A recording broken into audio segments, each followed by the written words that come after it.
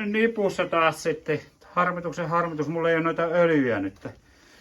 Tilasin vasta tänään ne sitten, niin olisi kiva ollut laittaa se heti nippuun ja rock. Mutta nyt on taas niputettu takas. Kaikki on puhdistettu.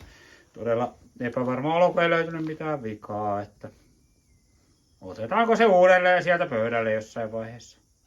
Mutta kyllä mä 15 kilon takia monta kertaa se voi kaivaakin sieltä. Joo, toivotaan, että valo riittää, mutta kyllä se varmaan riittää tässä. Sen verran palataan aiheeseen vielä, niin mullahan on tosiaan se tuolla jo paikallaan. Mutta tässähän tuli nyt se paljastus meidän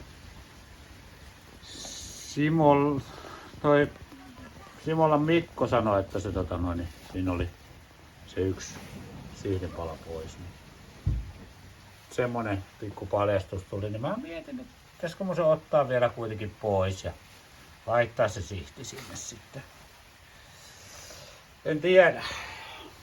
Tää on tää meidän puupola-autotalli, niin kuin sanoi se Einosen driftinkin tiimi. Tää on tämmöstä puupolaa täällä meillä. Tää ei ole työpaikka, vaan tää on minun autotalli, niin tää saa näyttää tältä. Tuli vaan tänään välihuomautus tässä mieleen, että pitäisikö mun ottaa se nyt pois ja vaihtaa se tiiviste sinne, koska jos se sihti jakaa sitä öljyä ja estää semmoisen paineiskun sinne. Mä en tiedä, estääkö se sitä paineiskua. Toivottavasti tavallaan jakaa sitä painetta tasaisemmin se sihti siellä. Se on kovaa siellä välissä, että sitten kun sinne tulee se paine, niin meneekö se nyt liian kovaa läpi sieltä solenoidista, tuleeko sinne vika.